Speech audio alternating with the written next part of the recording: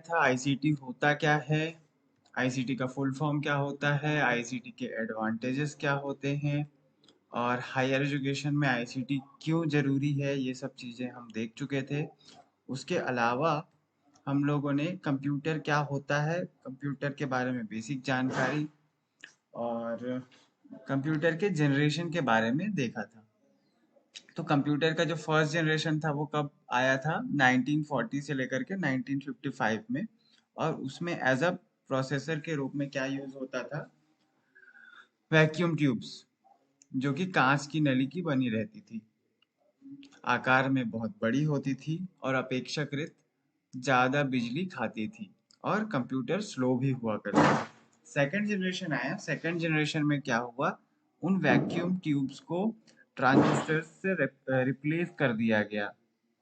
और जब हमने ट्रांजिस्टर से रिप्लेस किया तो ट्रांजिस्टर्स जो है कांच के ना बने होके किससे बने रहते हैं, सेमीकंडक्टर्स से बने रहते हैं, सिलिका से बने रहते हैं।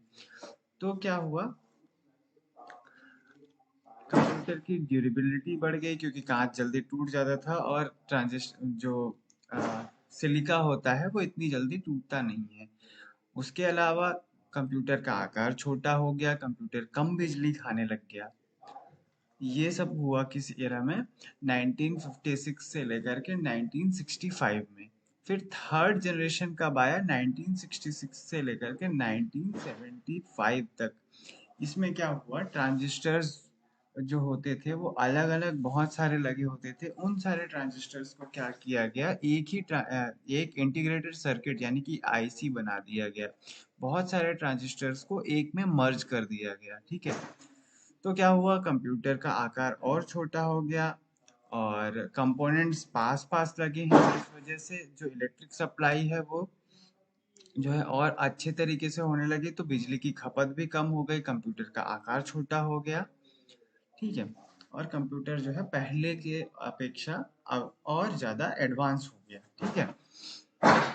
उसके बाद फोर्थ जनरेशन जो कि 1975 से लेकर के अभी तक चला आ रहा है, बहुत सारे इंटीग्रेटेड सर्किट्स यानी आईसीज को और छोटा करके हमने क्या बना दिया, एक माइक्रो प्रोसेसर बना दिया, ठीक है। और ये माइक्रो प्रोसेसर्स जब यूज होने लगे तो कंप्यूटर्स का आकार जो है वो और कम हो गया और कंप्यूटर जो है अब कंपोनेंट्स जो है और पास पास लगे हैं, तो इलेक्ट्रिसिटी का फ्लो जो है वो और अच्छे तरीके से होने लगा। तो इलेक्ट्रिसिटी कम कंज्यूम करने लगा, छोटा हो गया और इजीली पोर्टेबल हो गया, कहीं भी हम ले जा सकते थे, लैपटॉप्स का आविष्कार होने लग गया, ठीक है। लेकिन इस फोर्थ जनरेशन में क्या था कि जो भी ह्यूमन यानी कि हम लोग इंस्ट्रक्शंस देते थे, कंप्यूटर बस उतना ही काम करता था। अब इस चीज को आगे बढ़ाने के लिए क्या है, कंप्यूटर का फिफ्थ जनरेशन आया। फिफ्थ जनरेशन में क्या हुआ, एआई यानी कि आर्टिफिशियल इंटेलिजेंस का यूज होने लग गया। अब ये आर्टिफिशियल इंटेलिजेंस क्या है, एक कृत्रिम बुद्धि है जो कि कंप्यूटर को दी जा रही है, ठीक है। अब कैसे, पहले आपको कुछ भी लिखना होता था तो क्या होता था, आप कंप्यूटर को कमांड दे देते थे, कंप्यूटर जितना आप टाइप करते थे उतना लिखता था। अभी क्या है, आप चैट जीपीटी में जाओगे, चैट जीपीटी को इंस्ट्रक्शन दोगे कि give me information about computer, तो वो पूरा कंप्यूटर का जो इंफॉर्मेशन है वो आपको टाइप करके दे देगा। या फिर आप उसको कोई इंस्ट्रक्शन दोगे कि राइट लेटर फॉर लीव, तो वो आपको प्रॉपर लेटर लिख करके दे देगा। या फिर आप उसको कमांड दोगे कि किसी एक ऐप या कोई सॉफ्टवेयर का कोड लिख दो, तो वो कोड लिख देगा आपके लिए, वो आपको खुद से टाइप नहीं करना पड़ेगा। तो इस प्रकार की बुद्धि को जनरेट करने के लिए फिफ्थ जनरेशन में जो है वैज्ञानिक प्रयास कर रहे हैं। उसके अलावा भी बहुत सारी चीजें हैं, जैसे इमेज क्रिएशन हो गया। पहले पेंटिंग्स ह्यूमन बनाया करते थे, अभी अब कंप्यूटर को आप इंस्ट्रक्शन दे दो कि इस तरीके की पेंटिंग आपको बनानी है, बिल्कुल आप जैसे इंस्ट्रक्शन दोगे वैसा ही वो पेंटिंग आपको क्रिएट करके दे देगा।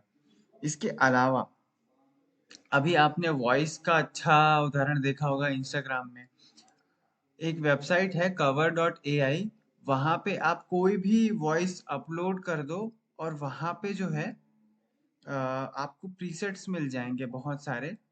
यानी कि मोदी जी की आवाज चाहिए या योगी जी की आवाज चाहिए या और किसी की आवाज चाहिए, तो वो जो है आपकी आवाज को मोदी जी की आवाज में कन्वर्ट कर देगा। अब यहाँ पे मोदी जी तो बोलने नहीं आ रहे हैं, तो वो सारी चीजें क्या कर रहा है, कंप्यूटर करने लग रहा है। देखिए मैं अभी लाइव आपको दिखा देता हूँ।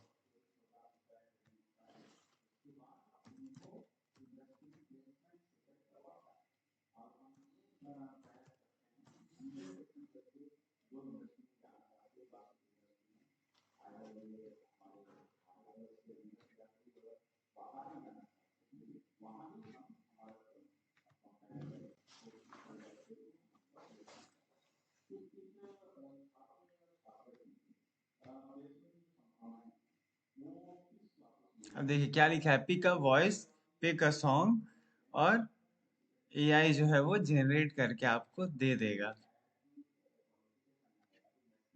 इसी तरीके से इमेजेस में भी आप अपने चेहरे के जगह पे किसी और का चेहरा लगा सकते हो। अब यहाँ पे आप अपलोड करोगे, अपना ईमेल एड्रेस डालोगे। अब यहाँ पे वॉइस का जो है नरेंद्र मोदी है, अमिताभ बच्चन है, राहुल गांधी है, और भी बहुत सारे लोग हैं। इनके वॉइस प्रीसेट्स अवेलेबल हैं। तो इस तरीके से एआई जो है दिन प्रतिदिन जो है एडवांस होता जा रहा है। ठीक है। अब ये कंप्यूटर कर कैसे रहा है, तो कंप्यूटर को जो वैज्ञानिक हैं या जो भी इसके प्रोग्रामर हैं, वो क्या करते हैं, मोदी जी की आवाज के अलग अलग वीडियोस, अलग अलग सॉन्ग्स, अलग अलग क्लिप्स उसको सुना देते हैं, जिससे कंप्यूटर क्या है, सीख जाता है कि मोदी जी की आवाज ऐसी है। और उसके बाद अगर कोई भी आप उसको उस आवाज या कोई भी वॉइस दोगे, तो वो क्या करेगा, वो उस सीखी हुई आवाज को जो है मोदी जी की आवाज में कन्वर्ट करने की कोशिश करेगा। अभी एग्जैक्टली सेम टू सेम तो नहीं कर पाता है, लेकिन बहुत हद तक 70 to 80% कॉपी कर लेता है। तो ये कैसे हुआ, एआई की मदद मदद से। इसी प्रकार चैट जीपीटी का नाम आप लोगों ने सुना होगा। चैट जीपीटी क्या करता है, जैसे आप उसको इंस्ट्रक्शन दोगे कि give me information about computers, तो वो क्या करेगा, अलग अलग वेबसाइट्स पे जाएगा, अलग अलग वेबसाइट्स पे कंप्यूटर्स के बारे में क्या क्या लिखा हुआ है वो पढ़ेगा, और उसकी समरी बना करके आपको विद इन अ सेकेंड दिखा देगा। ये चीज बहुत ही ज्यादा एडवांस हो चुकी है, लेकिन इसमें भी अभी कुछ कुछ एरर है, उसको सुधारा जा रहा है। तो ये चीज क्या है, फिफ्थ जनरेशन है। ठीक है। चलिए आगे बढ़ते हैं। कंप्यूटर का जनरेशन हम लोगों ने देख लिया था, और उसमें कौन कौन सी चीजें यूज की गई थी, ये टेबल आप लोग याद कर लीजिएगा। क्लासिफिकेशन ऑफ कंप्यूटर भी हम लोगों ने देख लिया था। माइक्रो कंप्यूटर छोटा होता है, सिंगल यूजर के लिए होता है। मिनी कंप्यूटर जो है वो माइक्रो से थोड़ा सा बड़ा होता है, मल्टी यूजर सिस्टम होता है। फिर मैन फ्रेम कंप्यूटर आता है, ये जो है मल्टी यूजर होता है और पावरफुल होता है मिनी कंप्यूटर से। ठीक है। उसके बाद सबसे बड़ा जो कंप्यूटर होता है वो सुपर कंप्यूटर होता है, और वो सबसे ज्यादा पावरफुल होता है। परम नाम का सुपर कंप्यूटर इंडिया में बनाया गया है। ठीक है। हाँ, और कंप्यूटर का एडवांटेज क्या है, स्पीड होती है, एक्यूरेसी होती है, हाई मेमोरी होती है, और इंटेलिजेंस होता है। लिमिटेशन क्या है कि उसमें फीलिंग्स नहीं होती और इंटेलिजेंस नहीं होता, जो कि अभी डेवलप करने की कोशिश की जा रही है फिफ्थ जनरेशन में। ठीक है। अब आगे देखते हैं बेसिक टर्म्स ऑफ कंप्यूटर। तो कंप्यूटर एक सिस्टम होता है जो कि दो मुख्य भागों से बना होता है। एक होता है हार्डवेयर और दूसरा होता है सॉफ्टवेयर। तो हार्डवेयर जो है वो एक फिजिकल यूनिट यानी कि भौतिक इकाई है, जिसे हम देख सकते हैं, छू सकते हैं, और महसूस कर सकते हैं। जैसे कि मॉनिटर हो गया, कीबोर्ड हो गया, माउस हो गया, ये सब हार्डवेयर के अंतर्गत आते हैं। और इसमें कंप्यूटर के केस के अंदर सभी हिस्से, जो सीपीयू के अंदर के जो सभी हिस्से होते हैं वो भी शामिल होते हैं, जैसे hard disk, motherboard, video card, वो और कई सारे जो पार्ट होते हैं वो हार्डवेयर के अंतर्गत आते हैं। तो निम्नलिखित पार्ट जो है वो हार्डवेयर के अंतर्गत आते हैं। कौन सी? Input devices. अब इनपुट डिवाइसेस क्या होते हैं? जिससे हम कंप्यूटर को कोई भी इंफॉर्मेशन प्रोवाइड करते हैं, चाहे वो टेक्स्ट के माध्यम से हो, चाहे वो इमेज के माध्यम से हो, चाहे वो वीडियो के माध्यम से हो, या फिर कोई अन्य माध्यम से। इसका डिस्क्रिप्शन हम आगे देखेंगे, ठीक है। आउटपुट यूनिट या आउटपुट डिवाइसेस। आउटपुट डिवाइसेस वो डिवाइसेस होते हैं जो कंप्यूटर में प्रोसेसिंग के बाद जो फाइनल प्रोडक्ट आता है उसको हम तक पहुंचाते हैं।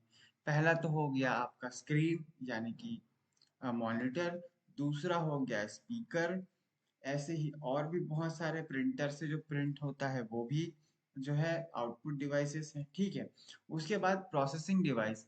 अब जो हमने कंप्यूटर को इनपुट दिया और कंप्यूटर ने हमको आउटपुट दिया, उसके बीच में जो प्रोसेसिंग होता है उसके लिए कुछ प्रॉपर डिवाइसेस लगे होते हैं जिसे प्रोसेसिंग डिवाइसेस बोलते हैं। इन्हीं प्रोसेसिंग डिवाइसेस के थ्रू कंप्यूटर जो है हमारे डिजायरेबल इंफॉर्मेशन को रॉ डाटा से निकाल करके देता है, ठीक है। अब उसके अलावा जो भी इंफॉर्मेशन है उसको स्टोर करने के लिए भी कुछ चीज चाहिए। अब तुरंत जैसे कंप्यूटर को हमने इंस्ट्रक्शन दिया कि आप जो है हमारे लिए लेटर लिख दो, ठीक है, उसने लिख दिया। अब आपको कंप्यूटर को बंद करना है, आपके पास प्रिंटर नहीं है तुरंत प्रिंट करने के लिए, तो आप क्या करते हो? उसको कंट्रोल+S दबा के सेव कर लेते हो। अब वो सेव किस में होता है? जो भी उसमें हार्ड डिस्क या SSD या फिर फ्लैश ड्राइव जो भी उसमें लगा हुआ है उसमें स्टोर होता है। तो इस प्रकार से स्टोरेज डिवाइसेस भी आवश्यक होते हैं, किसके लिए? कंप्यूटर के लिए। तो चार जो मुख्य चीजें हैं कंप्यूटर में, पहली है इनपुट डिवाइस, दूसरी है आउटपुट डिवाइस, तीसरी है प्रोसेसिंग डिवाइस और चौथी है स्टोरेज डिवाइस। तो ये चारों चीजें बहुत ही ज्यादा आवश्यक होती है हार्डवेयर के अंतर्गत। इसके बिना कंप्यूटर नहीं चल सकता। चलिए आगे देखते हैं। तो इनपुट डिवाइसेस, आउटपुट डिवाइसेस और बोथ डिवाइसेस कौन कौन से होते हैं, इससे रिलेटेड क्वेश्चंस बहुत बार फ्रीक्वेंटली पूछे जाते हैं। तो आपको सारी चीजें याद रखनी है, कौन सी इनपुट डिवाइसेस हैं, कौन सी आउटपुट डिवाइसेस हैं और कौन सी दोनों में आती हैं, ठीक है। तो इनपुट डिवाइस क्या होता है? जो कंप्यूटर में डाटा को एंटर करने के लिए या डाटा एंट्री के लिए आवश्यक होती है या जिससे डाटा एंट्री की जाती है, ठीक है। अब जैसे कौन कौन से फॉर्म में हम कंप्यूटर को डाटा देते हैं? टेक्स्ट के फॉर्म में। अब टेक्स्ट के फॉर्म में कैसे? टाइप करके। तो टाइप कैसे करते हैं? कीबोर्ड के माध्यम से। इमेज के माध्यम से देते हैं, तो इमेज किसके माध्यम से आता है? कैमरा के माध्यम से। और आवाज के माध्यम से इनपुट देते हैं, वो कैसे आता है? माइक्रोफोन के माध्यम से। कोई भी क्यूआर कोड है उसको स्कैन करने के लिए बारकोड रीडर होता है। फिर ग्राफिक टैबलेट होता है, आपके फोन में टच स्क्रीन, वो भी इनपुट डिवाइस है, ठीक है। तो यहाँ पर देखिए इनपुट डिवाइस में सबसे पहले आता है स्कैनर, फिर है microphone, graphic tablet.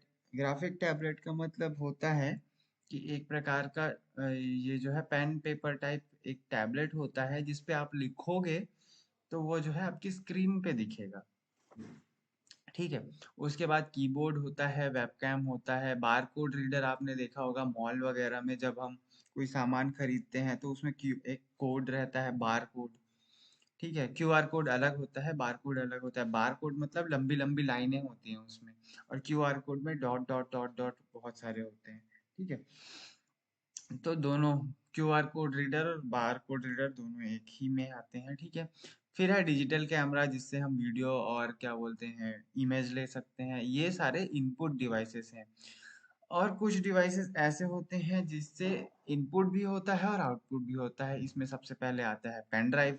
Pen drive में हम जो है कोई डाटा डाल के कंप्यूटर में डालते हैं और बाद में उसको प्रोसेस करके हम वापस पेन ड्राइव के माध्यम से ही उसको निकाल सकते हैं। फिर है टच स्क्रीन। टच स्क्रीन से हम जो है कंप्यूटर को इंस्ट्रक्शंस देते हैं, कंप्यूटर उसको प्रोसेस करके स्क्रीन पे ही दिखा देता है। तो ये इनपुट और आउटपुट दोनों हो गया। CD DVD. सीडी डीवीडी से भी हम डाटा को कंप्यूटर में डालते हैं और कंप्यूटर से डाटा सीडी डीवीडी में डालते हैं। फैक्स हो गया, मॉडेम हो गया। मॉडेम जो है वो आपके घर में जो राउटर लगा होता है इंटरनेट का वो मॉडेम कहलाता है। फिर हेडसेट, हेडसेट में माइक और स्पीकर दोनों होते हैं। तो आप जो बोलते हो वो माइक के थ्रू कंप्यूटर पे जाता है, और जो कंप्यूटर आपको प्रोसेस करके सुनाता है वो स्पीकर के थ्रू आप सुन सकते हो। ठीक है, तो ये बोथ डिवाइसेस हो गए।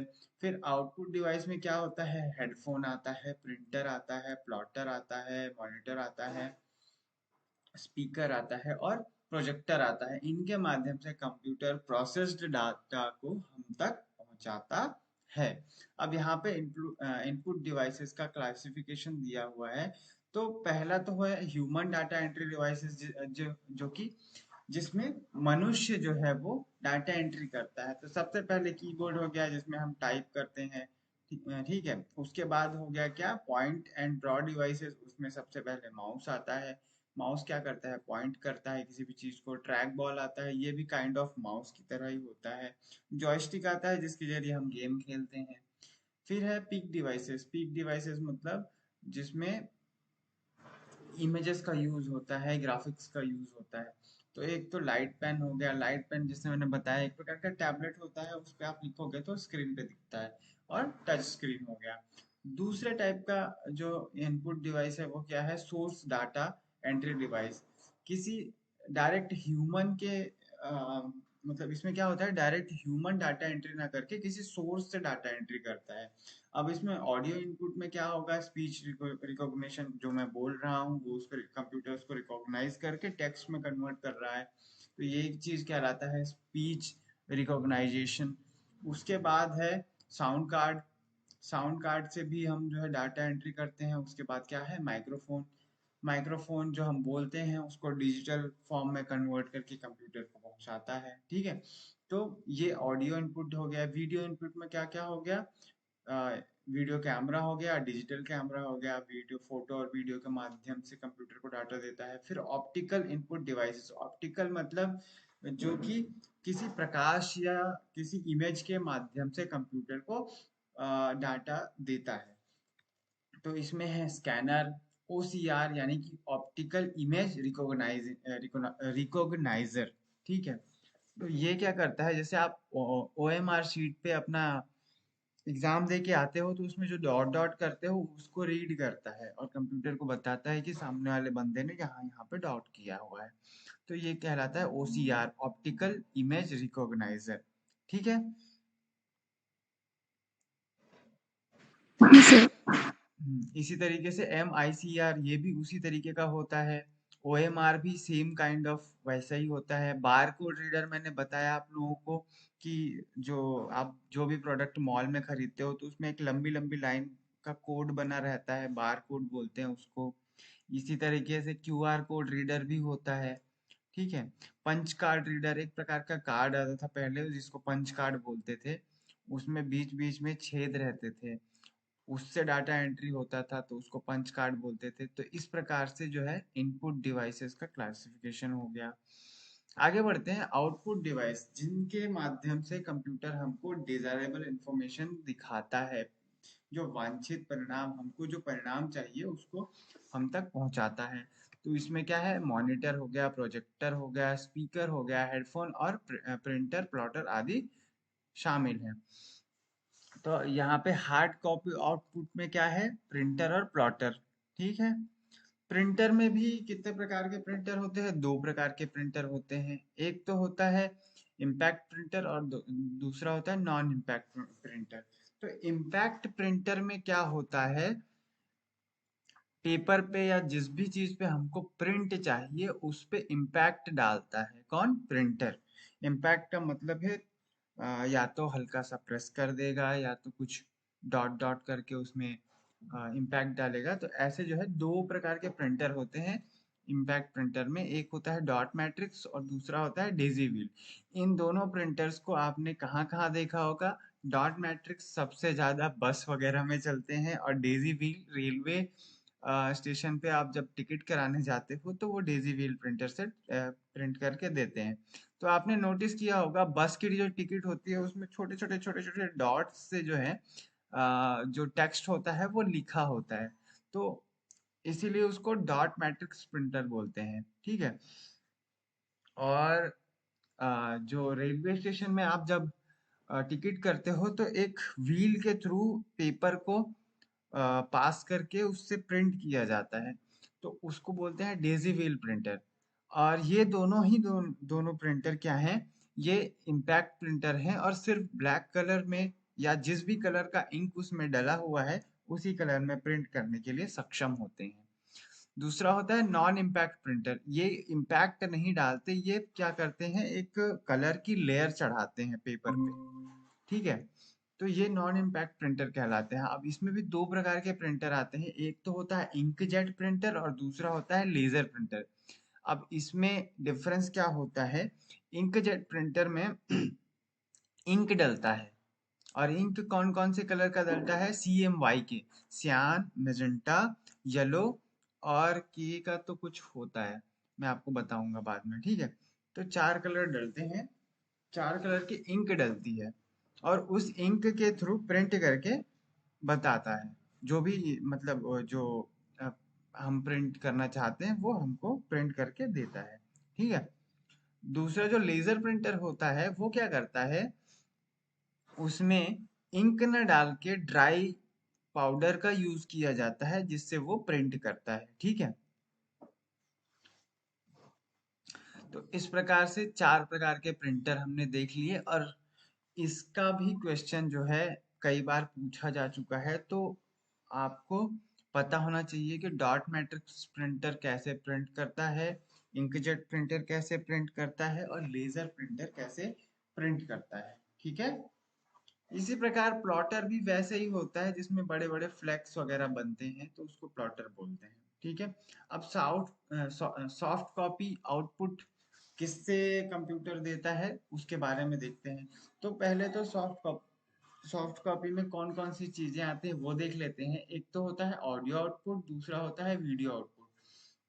ऑडियो आउटपुट में आपका स्पीकर और हेडफोन हो गया, वीडियो आउटपुट में फिर मॉनिटर और प्रोजेक्टर आता है।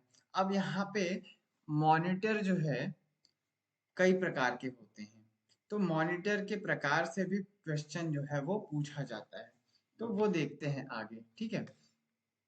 तो मॉनिटर क्या होता है, कंप्यूटर से जुड़ा हुआ एक टीवी जैसा डिस्प्ले होता है जिस पर आप आउटपुट, जो कंप्यूटर आउटपुट दिखाता है उसको आप देख सकते हो।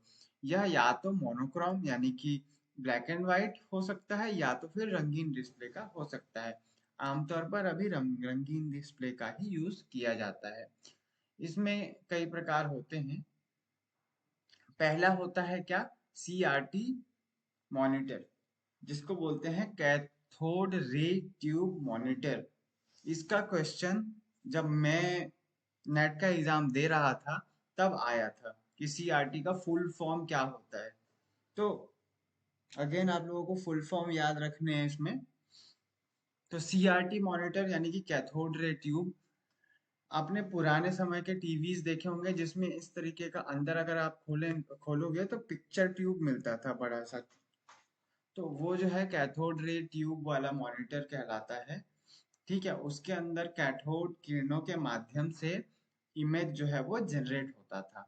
तो इसका फुल फॉर्म आपको याद रखना है और साइज याद रखना है, ये बड़े होते थे साइज में और इनका पिछला हिस्सा थोड़ा सा उभरा हुआ होता था।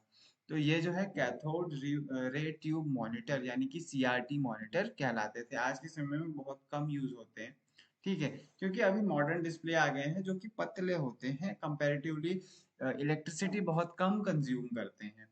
तो दूसरे टाइप के मॉनिटर क्या हो गए, TFT LCD। इसके बारे में आप लोगों ने बहुत बार सुना भी होगा, टीवी में देखा भी होगा, अगर आप थोड़ी बहुत टेक से मतलब टेक में इंटरेस्ट रखते हैं तो TFT का फुल फॉर्म होता है थिन फिल्म ट्रांजिस्टर्स। तो ये क्या होता है, बहुत ही पतले ट्रांजिस्टर्स होते हैं जिसमें तीन कलर के LEDs लगे होते हैं। कौन कौन से, रेड, ग्रीन और ब्लू। और एक वाइट कलर का पीछे में बैकलाइट लगा होता है जिसके थ्रू इमेज जनरेट करके दिखाता है। तो इसका फुल फॉर्म क्या है, thin film transistor liquid liquid crystal display. तो एलसीडी मॉनिटर आप लोगों ने देखा होगा, आपके घर में टीवी भी होगा, बहुत पतला सा एलसीडी टीवी। अब इसी का एक एडवांस वर्जन, एलसीडी में क्या होता था, लिक्विड का यूज होता था, ठीक है। उसको हटाने के लिए क्या किया इन्होंने, एलईडी टीवी आया, तो उसमें क्या हुआ, लाइट इमिटिंग डायोड, 3 प्रकार के एलईडी लगा दिए लिक्विड की जगह पे। तो उससे क्या हुआ कि जो डिस्प्ले है और पतला हो गया। पहले जो है क्या होता था, आगे पीछे ग्लास लगा होता था और बीच में एक लिक्विड डला होता था। अब क्या हो गया कि वो लिक्विड को हटा करके एलईडी लगा दिया डायरेक्ट, अलग अलग कलर के। अब उसमें भी कलर कौन कौन से होते हैं, 3 कलर होते हैं, रेड ग्रीन और ब्लू।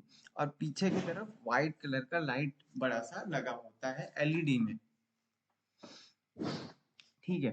तो जो रेड ग्रीन और ब्लू है, वो जितने भी कलर्स होते हैं वो आपस में मिक्स करके, 3 कलर को मिक्स करके बना लेते हैं, और जो वाइट कलर ऐड करना होता है वो पीछे में जो लाइट लगा होता है वो वाइट कलर ऐड कर देता है। तो इस तरीके से एलसीडी डिस्प्ले होता है। एलसीडी का भी फुल फॉर्म आप याद रखिएगा, ठीक है। अभी एक नया आया है ओएलईडी या एमोलेड डिस्प्ले। तो ओएलईडी का फुल फॉर्म होता है ऑर्गेनिक लाइट इमिटिंग डायोड। ये एलईडी की तरह ही होता है, लेकिन इसमें व्हाइट कलर जो पीछे लगा रहता था, वो उसको जो है हर एक एलईडी में इंटीग्रेट कर देते हैं। रेड ग्रीन और ब्लू 3 कलर की लाइट इसमें भी होती है, लेकिन रेड के साथ में व्हाइट, ग्रीन के साथ में व्हाइट और ब्लू के साथ में व्हाइट जो है एक ही साथ इंटीग्रेट कर देते हैं। तो क्या होता है, पीछे एक अलग से लेयर जो लगाना पड़ता था वो नहीं लगाना पड़ता। अब क्या होता है, ये और कंपैरेटिवली और पतला हो जाता है, ठीक है। और लाइट भी कम कंज्यूम करता है। तो ये हो गया क्या, ओलेड या एमोलेड डिस्प्ले। तो 4 प्रकार के मॉनिटर बताए मैंने। एक तो है सीआरटी कैथोड रे ट्यूब वाला, जो कि पहले यूज होता था बड़े साइज का। फिर टीएफटी एलसीडी, यानी कि thin film transistors liquid crystal display, ठीक है। और उसके बाद क्या है, ओएलईडी या एमोलेड। एमोलेड का ये जो है वो क्या होता है, advance organic light emitting diode. और ओलेड है ऑर्गेनिक लाइट एमिटिंग डायोड। इसके अलावा भी एक आता है एस एमोलेड। तो इसमें एस का मतलब होता है सैमसंग, ऐसी डिस्प्ले जो सैमसंग ही बनाता है। तो अपने ब्रांडिंग को बढ़ाने के लिए वो एस लगा देते हैं, तो वो हो जाता है एस एमोलेड, ठीक है। तो ये सारे मॉनिटर्स हो गए। इसके अलावा कंप्यूटर में क्या होता है, मदरबोर्ड होता है, ये जो है उसका मुख्य सर्किट बोर्ड होता है जो विभिन्न हिस्सों को एक साथ जोड़ता है। और इसमें सीपीयू, रैम और जो एक्सटेंशन कार्ड होते हैं, जिसमें अलग अलग प्रकार की ग्राफिक्स, साउंड कार्ड और नेटवर्क कार्ड, स्टोरेज कार्ड, इन सब का सॉकेट होता है, वो होता है। और ये जो है केबल तारों को, हार्ड ड्राइव को, डिस्क ड्राइव को, फ्रंट पैनल को, इन सबको एक सिस्टम से जोड़ता है, ठीक है। इसको सिस्टम बोर्ड भी बोलते हैं। अब इसमें अलग अलग पार्ट्स होते हैं, रैम लगाने के स्लॉट्स होते हैं, ये जो है एक्सटेंशन स्लॉट है, ये सीमॉस बैटरी है, ये जो है कंप्यूटर को बंद करने के बाद जो है उसमें टाइम वगैरह का इंफॉर्मेशन स्टोर रखता है। ये जो 3 कनेक्टर्स दिख रहे हैं यहाँ पे, ये 3 कनेक्टर्स जो है वो ऑडियो के कनेक्टर्स हैं। फिर यूएसबी वाला कनेक्टर है, यहाँ पे इथरनेट कनेक्टर दिख रहा है, वीजीए डिस्प्ले के लिए कनेक्टर दिख रहा है, प्रिंटर के लिए बड़ा सा सॉकेट है, माउस और पुराने जमाने के माउस और कीबोर्ड के लिए गोल गोल वाला सॉकेट है। ये इस वाले सॉकेट में जो है आपका प्रोसेसर होता है। फिर ये रैम वाला स्लॉट है। इस तरीके से इसमें कुछ कुछ पार्ट्स होते हैं। तो इसमें जो मेन मेन पार्ट्स हैं वो थोड़ा सा देख लीजिएगा, कभी कभी पूछ लेते हैं, ठीक है। अब सीपीयू को क्या बोलते हैं, फुल फॉर्म जो है सेंट्रल प्रोसेसिंग यूनिट। और इसके अंतर्गत 3 चीजें मेनली पाई जाती हैं। कौन कौन सी, एएलयू यानी कि अर्थमेटिक लॉजिक यूनिट, सीयू यानी कि कंट्रोल यूनिट, और एमयू यानी कि मेमोरी यूनिट्स। तो इन सब को हम आगे की क्लासेस में देखेंगे। अभी तक आप लोगों को कोई डाउट?